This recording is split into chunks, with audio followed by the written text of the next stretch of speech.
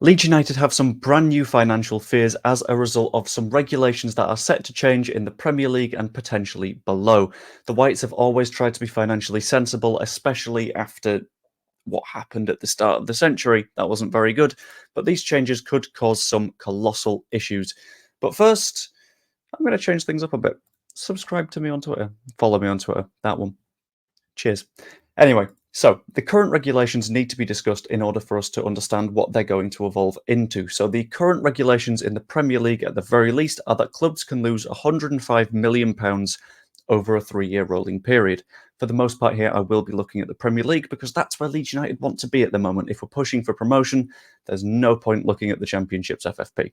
So, because you can lose £105 million over a 3-year period, you can overspend 1 year and fix it the next by selling a bunch of players. For example, if Leeds United had overspent on crap like Brendan Aronson and Rasmus Christensen and Diego Llorente, then in theory we could sell them, and that would help to fix the FFP stuff, because you would have some more income, some more revenue, and you wouldn't be making these colossal losses.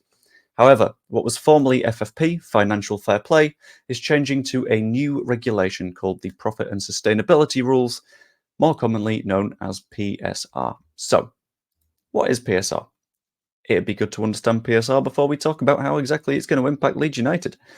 PSR is a bunch of rules that were originally developed by UEFA. If you were a club in the Champions League, Europa League, or European Conference League, or Europa Conference League, I can never quite remember, you would have to fit in with these PSR rules, because otherwise you would be getting a financial advantage over the clubs around you, and that's just not really fair. To see Barcelona come in and spend significantly more than they're allowed to, and they end up playing against Haken from Norway, that wouldn't be on. So, these rules mean that clubs can spend a maximum of 85% of their revenue on wages and transfers. This makes sense on the face of it, because if you're having a look at a lot of football clubs and the reason they go into administration, it's because they overspend, the owners end up not backing them, and that's when football clubs collapse. If you're able to maximize the amount that clubs spend on revenue and transfers, it means that they're not throwing money at more and more transfer deals going forwards, which sort of restricts them a little bit. In theory, it would level the playing field, but we'll get into that in a little bit more detail soon. And it means that you're not sort of stopping clubs from developing outside of the playing squad. You'll notice that it mentions wages and transfers. You can still spend on a new stadium if you want to. You can still invest in the academy, in your women's team. Those do not come out of PSR, which makes sense. It means that sort of the fringe areas of football are able to develop, whilst the big area doesn't take up your entire budget. On the face of it, it spreads the money a little bit more effectively all the way throughout a football club, which should help. And for the most part, this is a vast cut in spending ability. So, how exactly does it affect Leeds United? In the year that Leeds United were relegated, in theory, the club would be capped at spending £160.8 million. This is based on the amount of revenue that the club earned, so there would be in that £100 million in TV revenue. It would also include your ticket sales, kits sold, merchandising, including player sales, all that sort of stuff. I think this is also over a 3-year rolling period, but I'm not 100% sure. So we'll find out. So if, for example, you were to sell more players, you would get a little bit more in. If you were to buy more players, you would push over that cap. And the last year that Leeds United spent in the Premier League, they bought a lot of players, and the wages were quite high. So spent roughly £172 million in the last Premier League season. That puts the club £11 million, 10.8, but it's fine, over the budget that they will be allowed to spend, which isn't good. That's a massive issue. That is a severe problem and would probably lead to a points penalty or something of that ilk. But there are a lot of complications around it. Whilst this can, on the face of it, be a colossal fear for the Whites, there's still potential for it to not be a problem when they go up. It does have a lot of complications. The first up being a negative complication, it needs to be acknowledged, is that Championship revenue can have a colossal negative impact. Leeds United being down in the Championship for 1 year, yes, we've got the parachute payments, but it's not as much as being in the Premier League. So if we go up, that's another 30-40 million quid that we wouldn't have gotten from being on the receiving end of that Premier League money, which will cut the amount that we're able to spend by 85% of that 30 to 40 million pounds. Off the top of my head, it'd be something like 26.5 to 34 million pounds, something like that. Welcome to mental maths with Joe.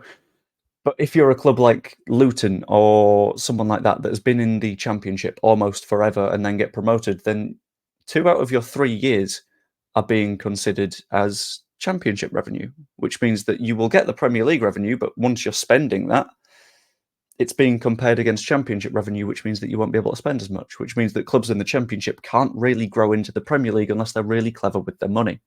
There is a positive, though, for Leeds United in that since relegation, we have gone through some colossal wage cuts.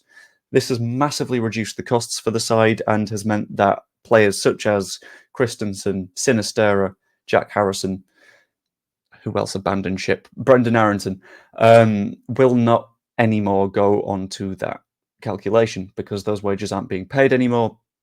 It balances out a little bit more, and we're being a little bit more financially sustainable with the 49ers anyway. We're being a little bit cleverer with the fees that we're paying. I think we'll be okay. As a big high-earning club as well, Leeds United will be all right because the rules will impact us a little bit less negatively than others.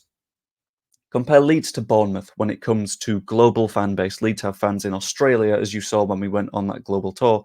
Not a global tour, the tour to Australia. Nice hiccup. The tour to Australia.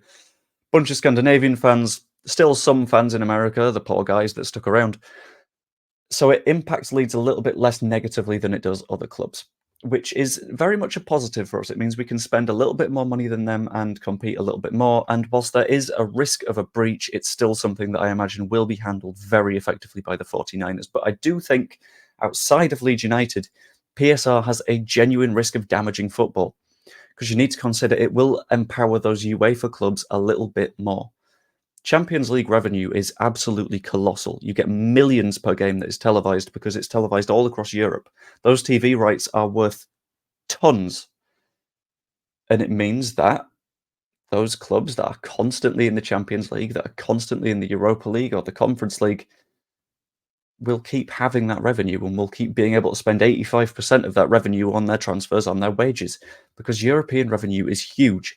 And it means that they can buy the better players and they can spend more money on wages and they can keep their spots at the top of the table. And it puts their cap vastly out of reach for the rest of the league. A team like, who's a good example? Wolves, for example. Top half of the Premier League right now, trying to push their way into Europe. They're not going to be able to spend as much as the likes of a Manchester United or a Spurs or even a Newcastle because they've had a season of Champions League money, because the rules will not let them, which means that they're not allowed to compete on the same front. It means that you need to be incredibly clever with your money just in order to keep up. And it adds to this idea that there is a massive closed shop at the top of football. And whilst I do think in the long term, Leeds United's backroom team has proven that it is intelligent and it will likely be able to push its way into that closed shop, it gets less and less likely the more regulations and rules there are that stop the club from doing so. But ultimately, I want to know what you think. Is PSR good and potentially going to stop clubs from bankrupting themselves? Is it a bad thing and going to stop clubs towards the bottom of the Premier League and even Championship clubs that are looking to build? Is it going to stop them from properly developing? Let me know in the comments down below. Like the video if you enjoyed and subscribe. It's always massively appreciated. And I will see you later. Imagine telling a person that they're only allowed to spend 85% of what they earn. That's so weird to me. I don't understand.